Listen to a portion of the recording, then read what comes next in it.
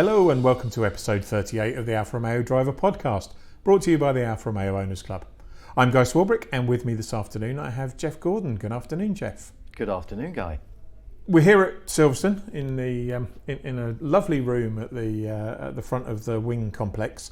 You're here with your Alfasud Sprint, which we'll talk about later on. And I guess a lot of owners or a lot of members will know you from the Giulietta that you brought to National Alfa Day a couple of weeks ago.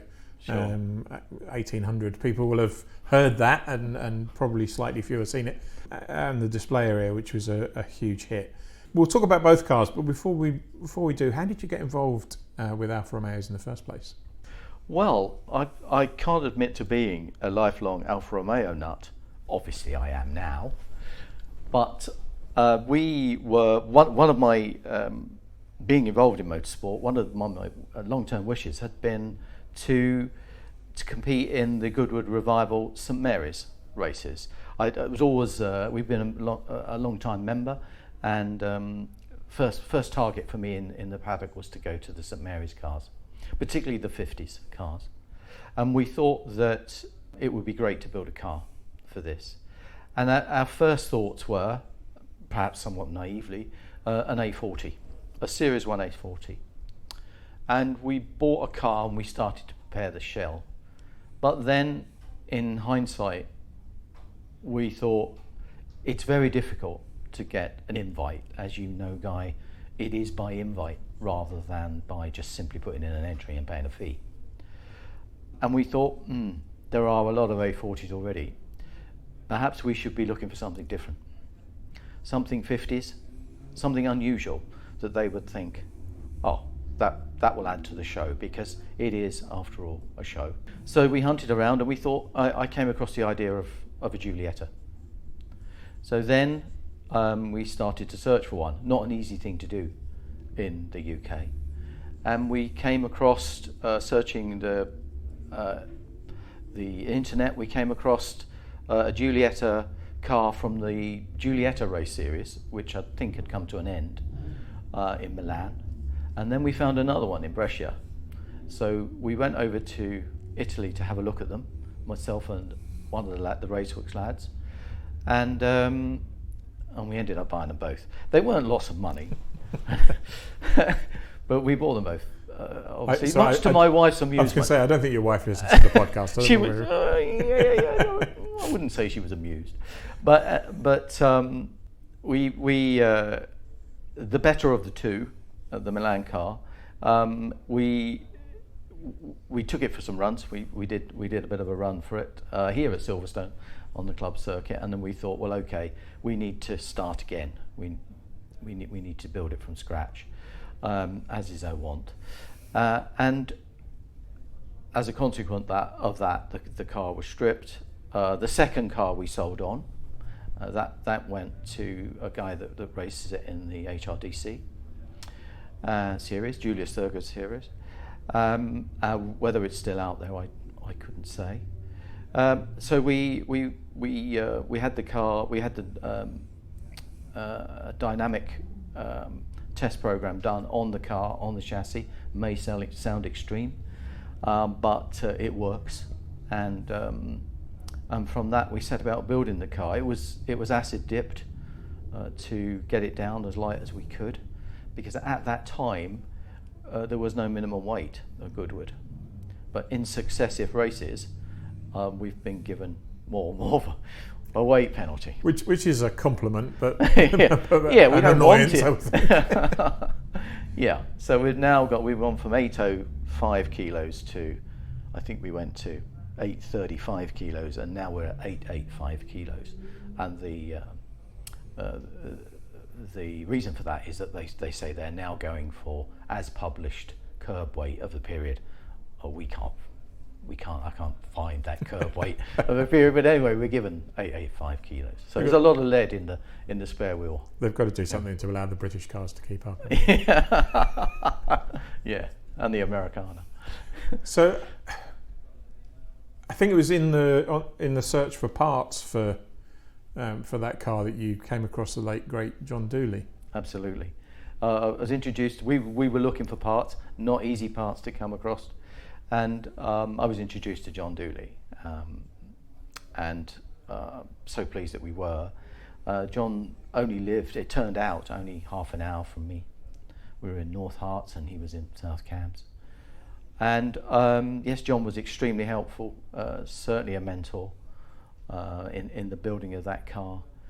He, of course, was all for keeping it all drum braked, but we obviously had to be, we had to push that. The rules allow for you to use a disc brake on the front, providing its period. So we used the 2600 front discs and uprights. So I remember reading an article John wrote about yeah. the chance he got to drive it, and it was just reads like a schoolboy getting his. I have to say, Guy, it was magic to see him drive the car, and he sat in the car for a while afterwards, and you thought, you know, what's going through his mind, because obviously that was the twilight of his driving career then. So yeah, we were, even the hardened race engineers at Raceworks stood on the pit wall, open-mouthed, as he threw the thing round. So it was a real pleasure to see. I'm glad we put him in it. And obviously John does have a fairly illustrious career behind him, but you've had I could say a couple of other fairly decent drivers in the car, haven't you? Yeah, well, the other quirk to Goodwood is that, okay, it is my invite, and yes, you do get extremely well looked after as an owner driver, but with the St Mary's, the two-part St Mary's races, the deal is that you hand the car over to a retired professional. We thought that we would prefer to choose our own professional than be given a professional, and we thought it would be great to have an Italian in the car if we could. So we had a link to Emmanuele Pirro, 5 times Le Mans winner. Turns out to be the ultimate gentleman, and so we approached him, and he said, well, providing Goodwood are happy, then yeah, I'm very happy to drive the car, and so the relationship began, and almost every time, I think it was 2017, Emmanuele was he is a consultant for Audi, and work took him to Japan that weekend, so he couldn't do Goodwood. So Dickie, my other sharer, Dickie Meaden, the journalist, motoring journalist, said, well, I think another safe pair of hands would be Steve Soper. He's not an Italian, but I know him well. So we spoke to Steve, and he said he would be up for it. So in the end, again, we went to Goodwood to say we've got our pro, which again was acceptable to them. And it did okay with those drivers, didn't it? It did okay with those drivers, yes. Going back to, first time out, of course the car was virtually new. We'd done a few club races with it, but we had no idea of the pace, because as you know, Guy, a lot of the cars that run at Goodwood, they only run at Goodwood, so you don't get a measure. But when Emmanuele qualified second on the grid in 2014, we were just cock-a-hoop. We were so thrilled, and as he said when he got out the car, you never get the chance to test with Emmanuele. Obviously, he lives in Italy. That would be horrendously expensive to ship the car to Italy for him to test it. But he just rocks up, he gets in it, and he throws in a pretty quick lap. And that's what they do. Actually, one of my highlights of the Festival of Speed this year, he did 2 consecutive hill runs in different cars. Yeah.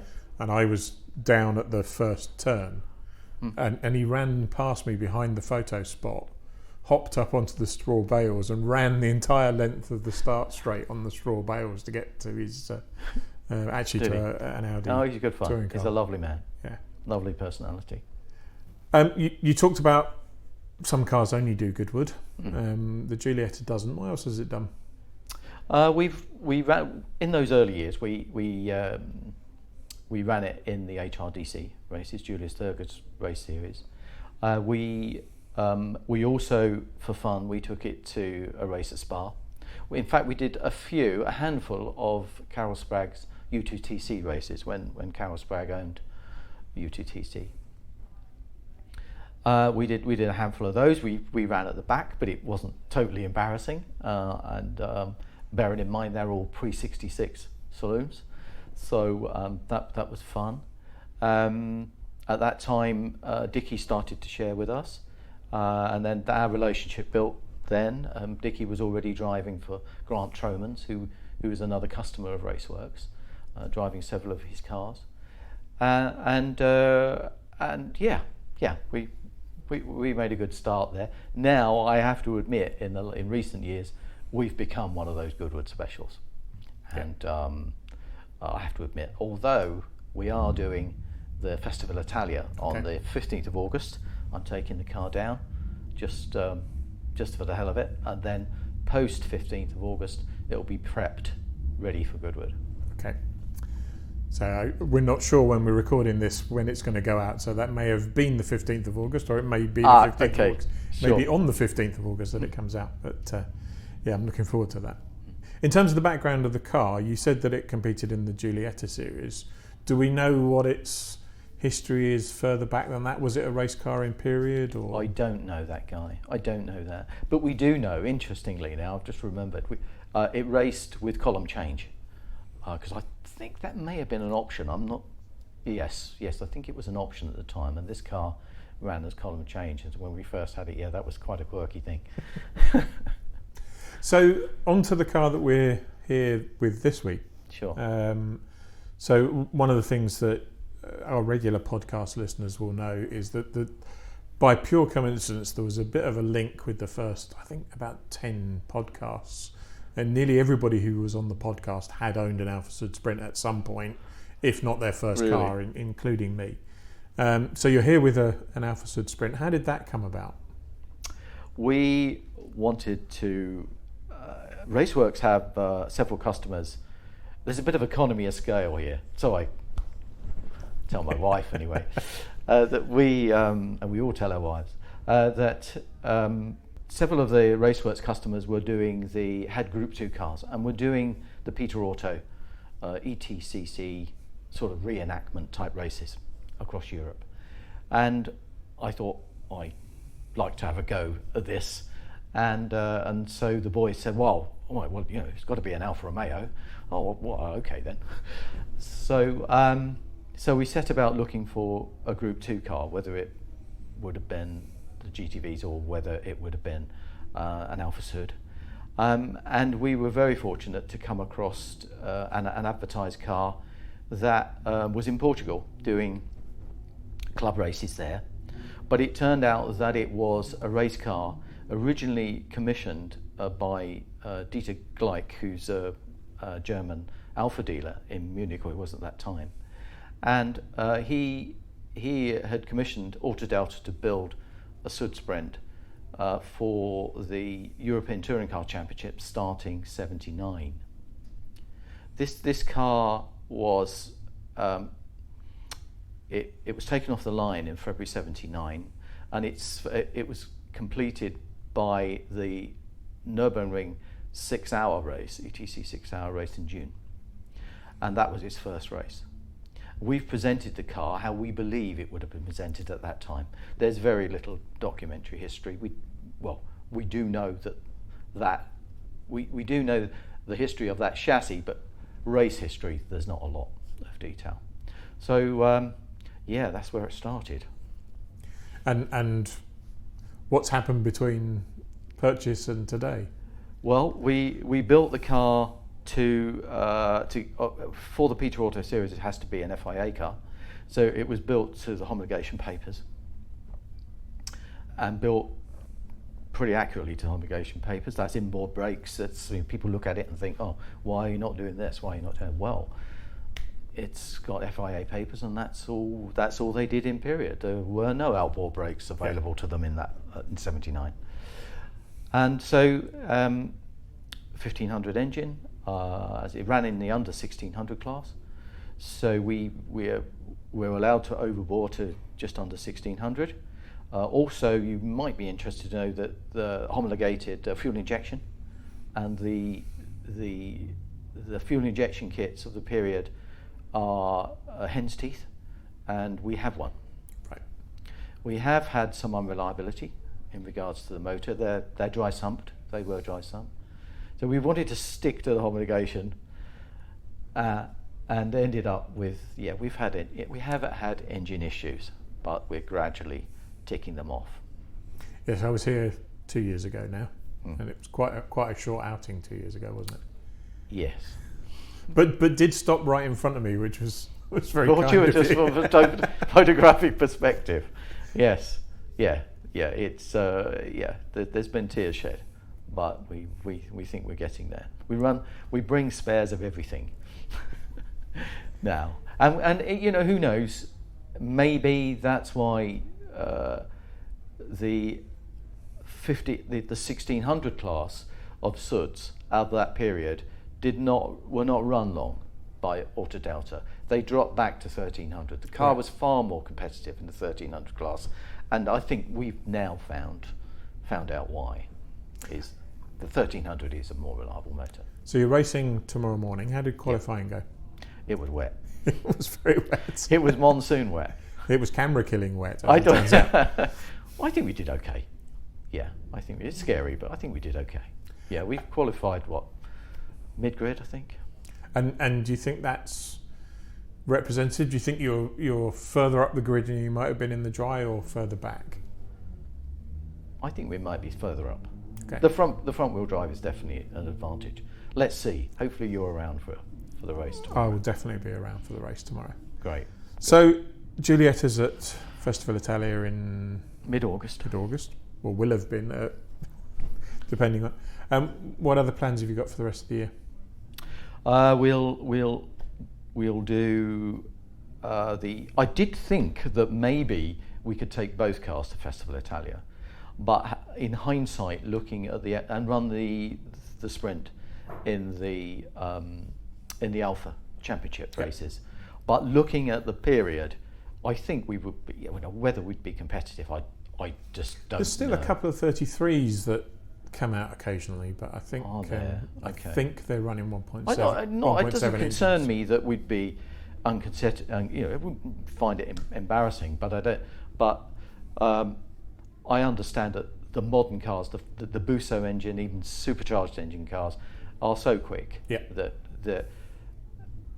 I wouldn't want to be in the way. It would be nice to see. I was digging through some archives. I did again, during lockdown, we were doing some kind of Zoom presentations instead of having our monthly club meets. And I did a few of those and dug through some of my old photos from way before I was as a photographer, and found some pictures of the Owners Club Championship as it was then at Brands, right, and taken from the outside of Druids, and the whole of Druids is just full of SUDs and Sprints. Really? And dozens of them. It just looks amazing. Right. So it would be nice to see a sprint. Well, in the yes, again. It was a notion, but it would be great to be there with the Giulietta. Yeah, and the Giulietta, all things being equal, should be at the Revival. Oh yes. Oh gosh, yes, definitely. Yeah, the Giulietta will be at the Revival. At the moment, we're not sure whether I will do race 2 or whether Dickie will do race 2 again, but we'll see. The decision's not been made as yet. Well, I've never been. It was my Festival of Speed accreditation this year was my first ever Goodwood accreditation. They have it's not quite invitational, but the only way you can get photo accreditation at Goodwood is to provide them with a portfolio of pictures you've taken at events at Goodwood. Right. Which is tricky to achieve. Oh, that's really accreditation. Tricky to achieve. Yeah. So actually, a couple of pictures of your sprint from the last Silverstone Classic helped me get accreditation for. Always pleased to help for the Festival of Speed, and I'm on the list for the Revival. So excellent. Hopefully, you must come and see us then, Guy. I will. I'm also I'm working on an outfit as well. I have naval connections, so you could be a naval. I'm a naval officer's uniform. I'm trying to put together a Fleet Air Arm photographer's uniform. Fantastic. Good.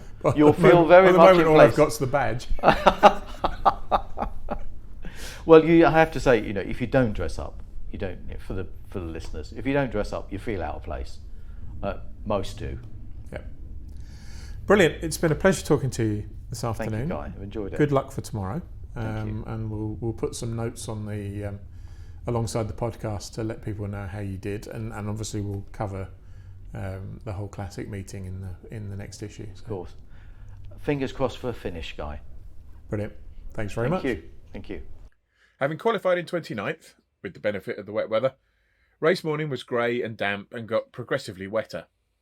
In the early stages, Geoff was running competitively with the 2-litre Capris and getting closer as the rain turned torrential. Sadly, the rain eventually infiltrated the Sprint's electrics and the car developed a misfire which required a visit to the pits in addition to the mandatory pit stop. That did mean that at one point we were treated to the sight of Geoff's Sprint and 2 GTV6s on the road together, albeit separated by the odd lap. One was 4 seconds a lap quicker, the other 14 seconds a lap slower.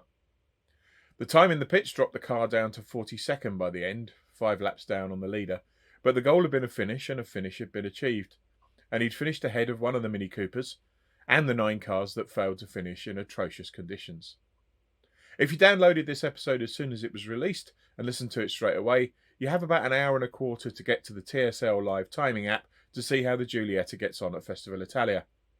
That's it for this episode, but there are plenty of events to look forward to over the next couple of weeks, with Mitcar next Saturday at the British Motor Heritage Centre at Gaydon, Southwest Alfa Day at the Helicopter Museum at Weston-super-Mare on the 29th, and Autumn Alfa Day on the 12th of September at the Yorkshire Wildlife Park.